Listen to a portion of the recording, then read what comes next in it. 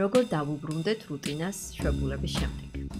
ყველას გამოგვიცდია ეს შეგრძნება, როცა შვებულებიდან ბრუნდებით, მივდივართ ოფისში, დილით, ხსნით ჩვენს მეილს და ჩვენს წინ უცებ აღმოჩნდება თვალუწვდენელი სია.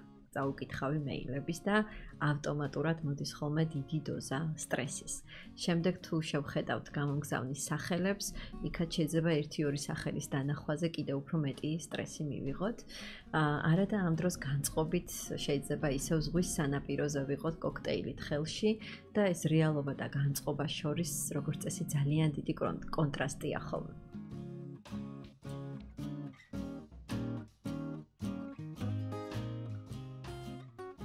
მოდით ვისაუბროთ რამდენიმე რჩევაზე, რაც დაგვეხმარება აი ამ პროცესში, რომ რაც შეიძლება უმტკივნეულოდ გადავიტანოთ შვებულებიდან დაბრუნება და რაც შეიძლება პროდუქტიულად ჩავერთოთ სამუშაო რუტინაში. პირველი რჩევა გამოიყურება ასე, რომ მაქსიმალურად უნდა შევეცადოთ, რომ ჩვენი შვებულება და სამსახური ერთმანეთზე პირდაპირ გადაბმული არ იყოს. მინიმუმ 1 დღე მაინც ჯობს რო გქონდეს შუაში და თუ თქვათ ორშაბათ დღეს გადიხართ სამსახურში, კვირას თუ მთავრდება თქვენი შვებულება, შეეცადეთ რომ ორშაბათს დილის 5 საათზე არ ჩამოფრინდეთ, ესე იგი არ დაბრუნდეთ შვებულებიდან და აეროპორტიდან პირდაპირ სამსახურში ჯობს რო არ მივიდეთ, ხო? ჯობს რომ მინიმუმ 1 დღე გქონდეს, როცა მოუწესრიგდებით, გამოვიძინებთ, დავისვენებთ მაქსიმალურად და დასვენებული და კარგი განწყობით მივალთ დილით სამსახურში. პირველ დღეს, როგორც წესი, ყველაზე მეტი სტრესი პირველ დღეს არის ხოლმე და ანუ სამსახურში უნდა შევეცადოთ, რომ პირველ დღეს არ დავიტვირთოთ თავი ძალიან, ანუ 2 კვირა თუ ვიყავით შვებულებაში, ნუ შეეცდებით რომ 2 კვირის საქმე 1 დღეში დაიგეგმოთ და ანუ ყველაფერი მაშინ გააკეთოთ. აი არის შემთხვევები, ამას წინათ მითხრა ტრენინგის მონაწილემ, რომ რაც კი რამე საკითხმა წამოიწიაო და შვებულების დროს დამირეკესო, ან შვებულებაში გასვლამდეც ვინც კი ჩემი თანამშრომელი შემომიხვიანა რაღაც საკითხზე, ყველას დავპირდიო, რომ აი ორშაბათს რო გამოვალ შვებულებიდან აუცილებლად მერე ჩავუჯდეთ და ესეთი უკვე გრძელი სია მქონდაო გასაკეთებელი საქმეების, რაც ნამდვილად არ არის სწორი. როგორც წესი 2 კვირა თუ მოიცადა რაღაც საკითხმა, 1 ან 2 დღეც მოიცდის, ხო? რაღაც საკითხები ცხადია იქნება პრიორიტეტული, მაგრამ ალბათ ყველაფერი პრიორიტეტული არ იქნება. ამიტომ ისეთი ნელი ტემპით შეეცადეთ ამ ადაპტაციას და ჩართვას. შეიძლება პირველი დღისთვის გამოყოთ 2-3 ისეთი მართლა პრიორიტეტული საკითხი, რასაც დაკონცენტრირდებით, თუმცა შეეცადეთ, რომ ანუ აი ეს ტემპი იყოს შედარებით უფრო ნელი. ეხლა რატო ჯობს რომ იყოს შედარებით უფრო ნელი? პირველ დღეს თუ ძალიან ისეთი გეგმა შევადგინე, ძალიან გრძელი სია თუ ჩამოვწერე გასაკეთებელი საქმეების, დიდი შანსია რომ ვერ გავაკეთო ეს ამდენი საქმე და ძალიან დიდი შანსია რომ ამან მომცეს თავდაჯერებულობის ნაკლებობის შეგრძნება.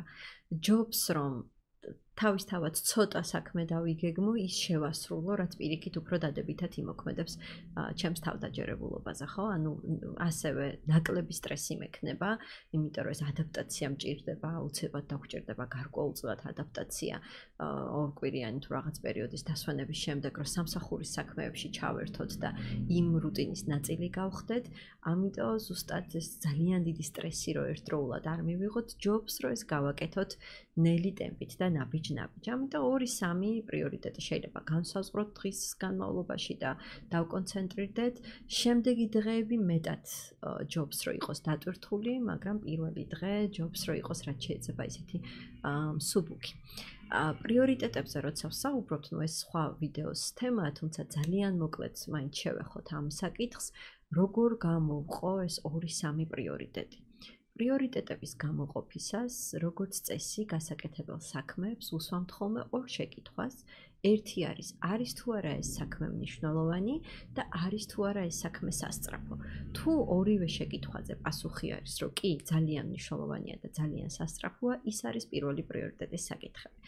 ასე რომ მაქსიმალურად პირველ დღეს შეიძლება, აი რაც ვერ მოიცდის, აი ესეთი 1-2-3 საქმე გამოვყოთ და ესეთი საქმეები გავაკეთოთ. მეილები თუ ძალიან ბევრია, ანუ რასაც ადამიანები აღნიშნავენ შვებულების შემდეგ პირველ დღეს როგორც წესი ყველაზე დიდი სტრესორი არის ხოლმე მეილები თუ შვებულების პერიოდში თუ არ ვამოწმებდი მეილებს და თუ არ პასუხობდი და კარგი დასვენებისთვის ეს ძალიან მნიშვნელოვანია რომ საქმისგან რაღაცა ჩახსნილი ვიყოთ და მთლიანად ვისვენებდეთ და თუ ასე კარგად დავისვენეთ, სავარაუდოდ პირველ დღეს ერთ-ერთი დიდი სტრესორი იქნება ზუსტად ეს მეილების გრძელისია. აქაც გვირჩევენ, რომ დავაპრიორიტეტოთ და ნუ შევეცდებით, რომ ყველა მეილი პირველივე დღეს ვნახოთ თუ ეს გრძელისია, ხო? მე პირადად მქონია წლების წინ ბანკში მუშაობის დროს შვებულებიდან დაბრუნების შემდეგ 300 რაღაც მეილი მქონდა პირველ დღეს და აი მახსოვს დღემდე შეგრძნება რაღაც ძალიან დიდი დისკომფორტის და სტრესის, რომ 300 მეილი უნდა მენახა. ოღონდ ცხადია, ყველა მეილი არ არის ხოლმე პრიორიტეტული და მანდაც დაახლოებით 20% შეიძლება იყოს პრიორიტეტული და 80% არაპრიორიტეტული.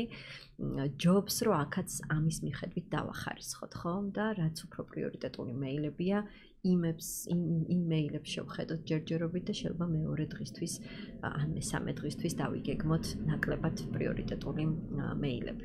შემდეგი რჩევა იქნება, რომ გეგმა ვქონდეს, გავაკეთოთ გეგმა. გეგმაც ასევე ძალიან მნიშვნელოვანია ჩვენი სტრესის დაწევისთვის. როდესაც გვაქვს გეგმა და კონკრეტულად ვიცი, რომ დღეს ამ ორ საკითხს ვაკეთებ და ხვალ 5-ს და ზეგ 7-ს, გაცილებით უფრო მშვიდად და თავდაჯერებულად ვგრძნობ თავს. თუმცა მე თუ არაფერი არ მაქვს ჩანიშნული, არანაირი გეგმა თუ არ მაქვს და მახსენდება, ესე იგი 5 წუთში ერთხელ რომ ვაიმე ის რო გასაკეთებელია, ვაიმე ამას რომ ამას შევპირდი, ეს აუცილებლად ჩემი სტრესის დონეს ძალიან აწევს და შვებულების პირველი დღე იქნება ძალიან რთული, იმიტომ რომ ამ პერიოდის შვებულების პერიოდში აუცილებლად დაგროვდებოდა ძალიან ბევრი საკითხი. შესაბამისად, პირველ დღეს გამოყავით დრო იმისთვის, რომ რაღაცნაირად ჩამოწეროთ ყველაფერი, რაც არის გასაკეთებელი და შემდეგ დღეებზე დაგეგმოთ, რომელ საკითხს როდის ჩაუღმავდებით და თუ თქვენმა კოლეგამ ან მომწოდებელმა კლიენტმა მოიკითხა რომელიმე თემა, შეგიძლიათ პირდაპირ უკვე გასცეთ პასუხი, რომ ეს საკითხი აგერ 5 რიცხვში მაქვს დაგეგმილი 5 შაბათისთვის და ხო მისაღებია შენთვისაც 5 შაბათს შემოგეხმიანები ამ თემასთან დაკავშირებით. ძალიან დიდი შანსია, რომ მეორე მხარისგან იყოს თანხმობა. თუ არ არის თანხმობა და გვეუბნებიან, რომ არა, რა 5 ძალიან გვიანია და დღესვე საჭიროა, ნუ მაშინ პრიორიტეტული ყოფილა ეს თემა, თან თუ მნიშვნელოვანიც არის და მაშინ გადასახედი გვაქვს, ესე იგი, დღევანდელ პრიორიტეტებზე და შეიძლება ჩასასმელი გვაქვს დღევანდელ დღეს. ისედაც, როდესაც გეგმა გვაქვს, ჩვენი პროდუქტიულობა ძალიან იზრდება. ერთ-ერთი კვლევის მიხედვით 42%-ით იზრდება პროდუქტიულობა გეგმის პირობებში, თუ შევადარებთ უგეგმოთ მუშაობის პროცესს. ძალიან მნიშვნელოვანია ასევე პოზიტიური განწყობა. მოგეთ მე თუ მაქვს ასეთი განწყობა, რომ ვაიმე რა უბედურებაა, რომ სამსახური დაიწყო და ჩემი შვებულება დამთავრდა, სავარაუდოდ აი ეს განწყობა მოახდენს ძალიან დიდ გავლენას ჩემს პროდუქტიულობაზე და სამუშაო პროცესზე. ზოგადად, თუნდაც წარმატებისთვის ძალიან მნიშვნელოვანია, რომ ჩვენ საქმეს უყუროთ პოზიტიურად და ვაკეთოთ ის საქმე, რომელიც გვიყვარს, ხო? განვითარების გაცილებით უფრო მეტი საშუალებები გვაქვს, როცა გვიყვარს ის საქმე, რასაც ვაკეთებთ და თუ გვიყვარს ჩვენი საქმე, მაშინ გაცილებით უფრო მარტივი იქნება აი ეს პოზიტიური განწყობის შემოტანაც. ასე რომ შევაჯამოთ იმისთვის, რომ შვებულებიდან დაბრუნების შემდეგ, რაც შეიძლება სწრაფად და კარგად დავუბრუნდეთ რუტინას და პროდუქტიული ვიყოთ, კარგი იქნება, რომ ესევე არ გადავაბათ შვებულება მუშაობას და შუაში მინიმუმ 1 დღე გქონდეს რაღაც ამოსუნთქვისთვის, ადაპტაციისთვის, მოწესრიგებისთვის, გამოძინებისთვის. არ უნდა შევეცადოთ, რომ სწრაფად ჩავერთოთ ყველაფერში და ყველაფერს პირველ დღეს ნუ დავიგეგმავთ. პირიქით, ჯობს რომ პირველი დღე იყოს, რაც შეიძლება ისეთი მშვიდი და წყნარი, შეიძლება 2-3 პრიორიტეტი გამოვყოთ, ისეთი საკითხები, რაც ძალიან მნიშვნელოვანია და ძალიან სასწრაფოა. მეილები თუ ძალიან ბევრი გვაქვს, აქაც დავაპრიორიტეტოთ და ყველა მეილს თუ გრძელისია, ყველა მეილს პირველივე დღეს ნუ ვნახავთ, ჯობს რომ ის რაღაც 10-20%, რაც ყველაზე მნიშვნელოვანია, მხოლოდ იმ მეილებზე დავკონცენტრირდეთ, უნდა გავაკეთოთ გეგმა და გქონდეს პოზიტიური განწყობა ჩვენი მუშაობის მიმართ.